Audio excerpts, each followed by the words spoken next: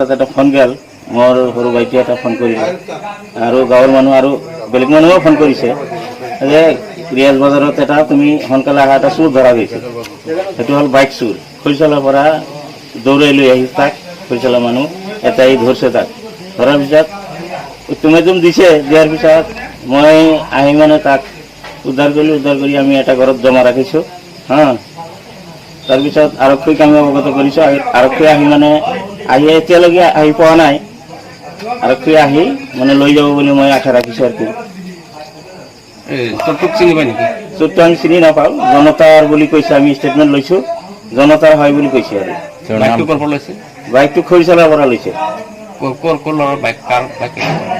কাৰটো bike হয় সেইটো আমি নাজানো। তাৰ লগত আমাৰ এতিয়া লগ হোৱা নাই। মানুহটো আছে ইয়াতে, জেগাখিনিৰ নাম তাক কি? সোধা নাই।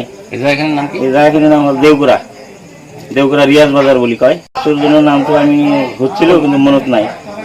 থানাৰ আণ্ডাৰত হয়। এইটো ছাৰে আহি মানে এই বস্তুটো চোৰটোক লৈ যায় মানে কিবা। আপোনাৰ নাম? মোৰ নাম চাহেৰ আলী খান, এই দেওগুৰাৰে বিডিবি হয়।